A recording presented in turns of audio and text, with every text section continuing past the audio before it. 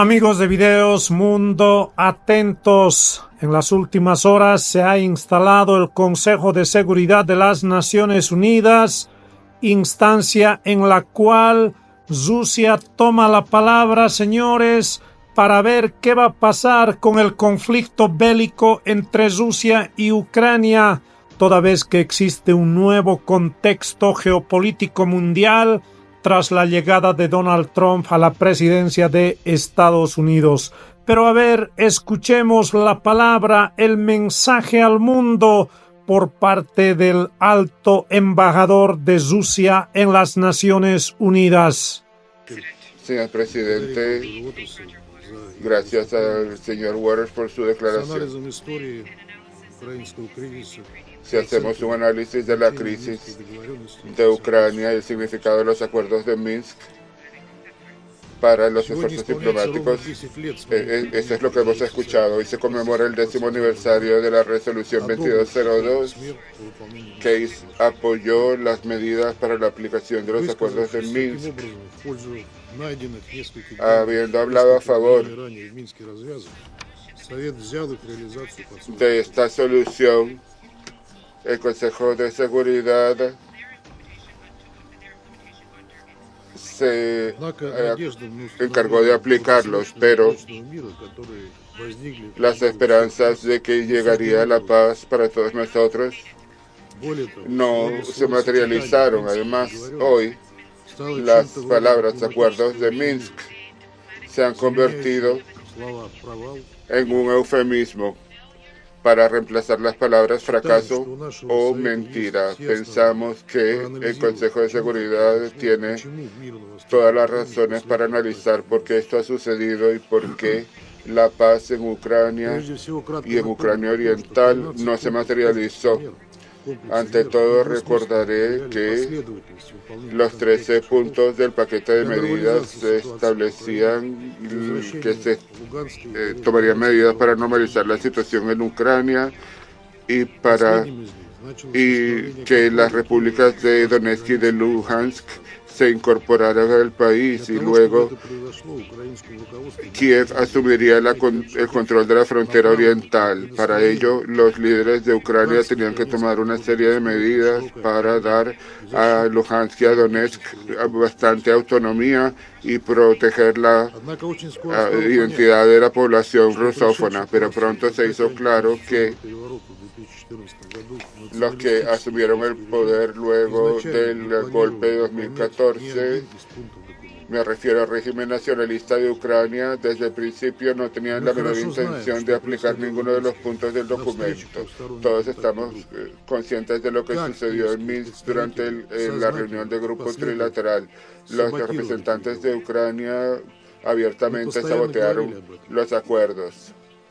Continuamente hemos hablado de esto, pero nadie nos escuchó. Esto cayó en oídos sordos y sigue cayendo en oídos sordos. Y los funcionarios de Ucrania dijeron que desde los acuerdos de Minsk fueron el resultado de presión de circunstancias y factores externos. El destino de su aplicación depende únicamente de la buena voluntad de Ucrania, y la estratagema del gobierno de Ucrania es ganar tiempo y aumentar sus fuerzas. Esta es una cita del señor Garpulin, un asesor del presidente de Ucrania. Los representantes del gobierno, del régimen, de Ucrania, dijeron que las circunstancias eran algo así como una soga al cuello de Ucrania.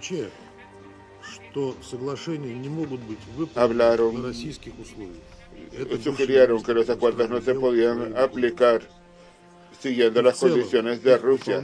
Esas son las palabras del señor Kuleva, ex canciller.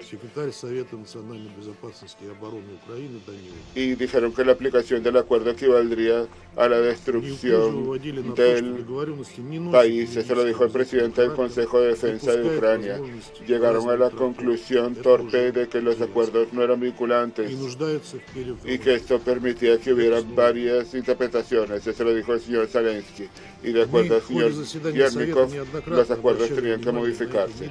Durante las reuniones del Consejo de Seguridad se señaló estas declaraciones inaceptables continuamente, así como la inadmisibilidad del sabotaje de Kiev, que fue apoyado por una resolución del Consejo de Seguridad. Pedimos a todos los miembros del Consejo de Seguridad que son responsables del mantenimiento de la paz y la seguridad que exigieran categóricamente que el gobierno de Kiev cumpliera con las obligaciones que había asumido, pero nuestros colegas occidentales trataron de abordar los agravios sobre la no aplicación del acuerdo con Rusia, a pesar de que Rusia no era parte ni tenía obligaciones. La verdadera razón de esta política después se hizo evidente, como reconocieron una serie de políticos, Merkel y Poroshenko, entre otros. Los acuerdos de Minsk fue algo que el régimen de Kiev necesitaba como una pantalla de humo, como una cortina de humo para dar armas a Ucrania y prepararla para la guerra con Rusia, y eso nos obligó hace 3 años a empezar una operación militar especial en Ucrania. Y lo hemos dicho muchas veces, no solo en esta sala, que si los acuerdos de Minsk hubieran sido aplicados de buena fe por Ucrania y por sus patrocinadores, no habría sucedido nada de lo que sucedió después.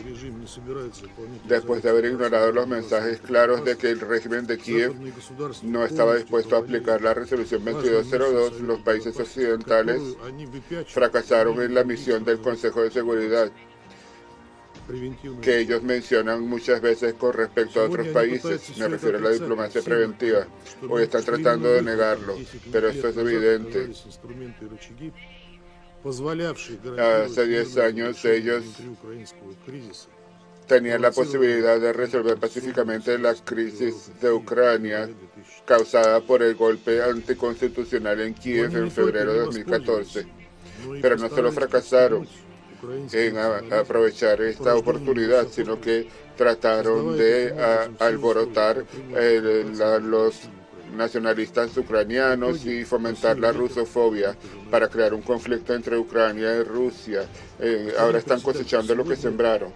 Señor presidente, hoy podemos decir que el sabotaje de la aplicación de los acuerdos de Minsk tuvo consecuencias mortíferas para Ucrania. No solo Ucrania perdió la oportunidad de tener paz en el Donbass, sino que deliberadamente se negaron a utilizar las mejores posibilidades para resolver los conflictos en Ucrania. Y desperdiciaron la oportunidad de convertir a Ucrania en un estado civilizado donde los derechos de todos los ciudadanos se respeten sin discriminación, sin dictados políticos, lingüísticos o étnicos. En cambio, Kiev optó por el enfrentamiento, la represión de la libertad de expresión y otros derechos y libertades humanas. Como resultado de ello, Ucrania hoy en día, como dicen muchos ucranianos, es un campo de concentración de Zelensky. Y en la última reunión ya los dimos ejemplos concretos de lo que se ha convertido este país. Después de desperdiciar la oportunidad de Minsk, el régimen de Kiev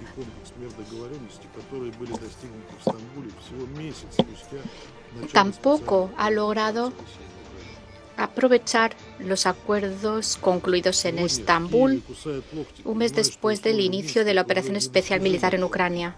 Ahora Kiev se tira de los pelos porque entiende que despilfarró la oportunidad de Minsk y que las nuevas condiciones para Ucrania serán mucho peores. Pero a lo hecho pecho,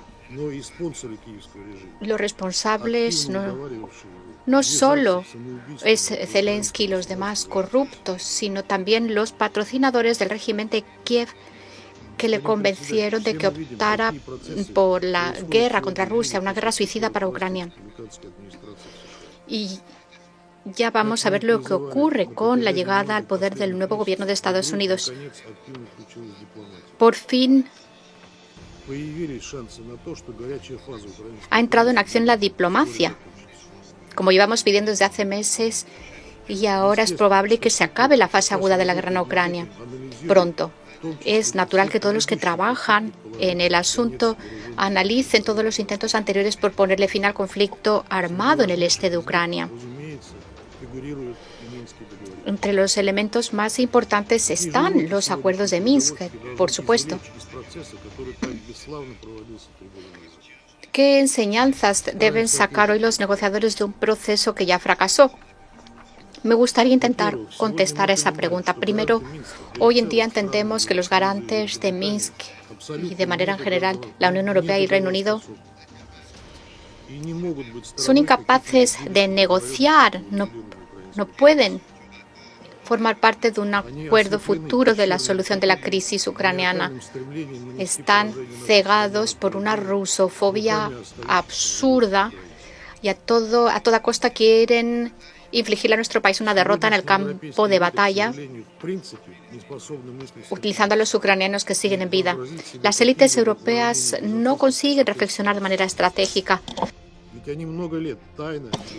ni trabajar en pro de la seguridad con la participación de Rusia.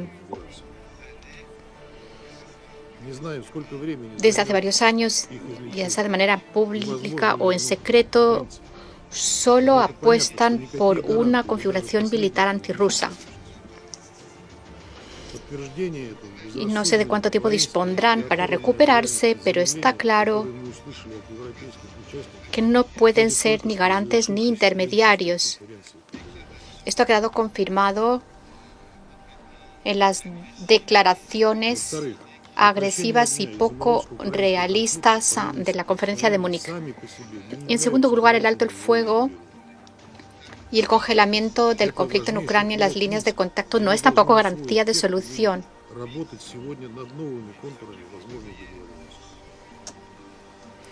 Quienes trabajen en el nuevo acuerdo tendrán que tenerlo en cuenta, teniendo en cuenta que los enanos políticos europeos no ocultan que en caso de alto el fuego tienen la intención de volver a armar a Ucrania y preparar al país para reanudar la guerra.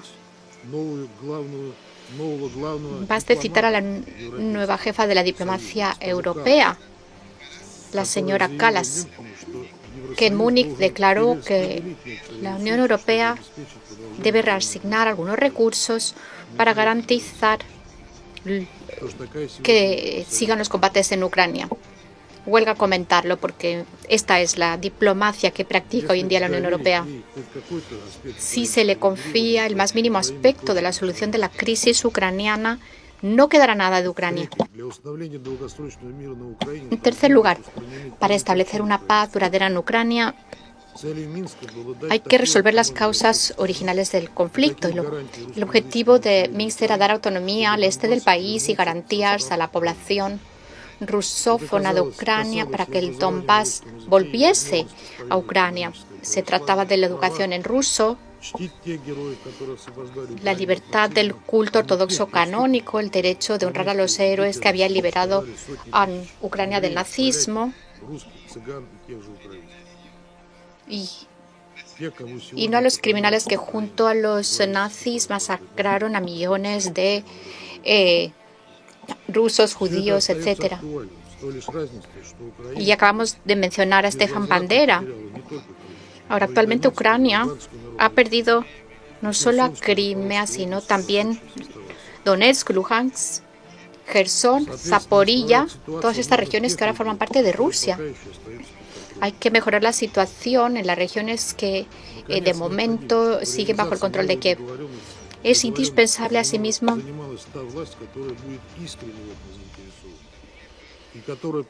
que estos acuerdos los aplique un poder que los desee realmente y que surgirá de las elecciones democráticas. El supuesto presidente Zelensky ha perdido toda la legitimidad en mayo pasado. Fue elegido por las 3/4 de la población de Ucrania a cambio de la promesa de la paz en el este del país, pero ha hecho todo lo contrario. Ha arrastrado al país a un conflicto en nombre de los intereses políticos de otros agentes y centenares de millares de ucranianos han sido las víctimas. Está claro que ni él ni su equipo pueden desempeñar un papel ni tampoco los que se han declarado estar en contra de los que han declarado estar en contra de los acuerdos de Minsk. Lo que muestran también los sondeos en Ucrania, que indican que el equipo de Zelensky ha perdido incluso el apoyo simbólico de los ciudadanos. Por eso el ex cómico ucraniano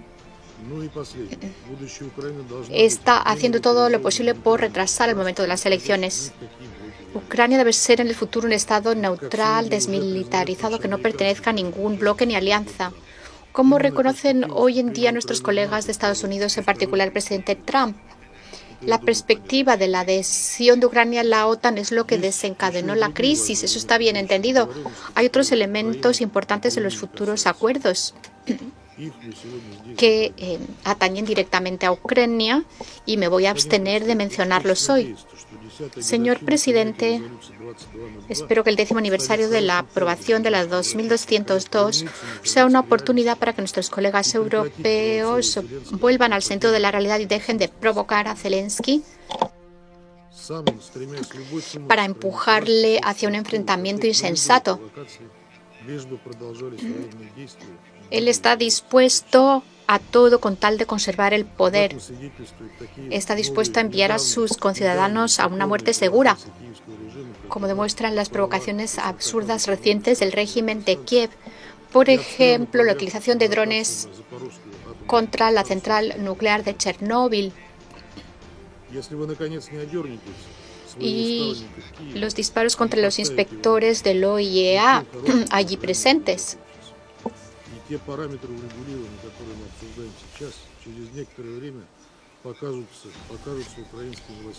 Hay que tener esto muy presente. Los parámetros de la solución actual dentro de cierto tiempo ya no tendrán sentido. Ahí lo tenían, amigos de Videos Mundo, el mensaje por parte del alto embajador ruso en el Consejo de Seguridad de las Naciones Unidas, una reunión de urgencia para abordar cuál será la situación en futuro del conflicto bélico entre Rusia y Ucrania. Bien, déjenme sus comentarios, en breve estamos con más.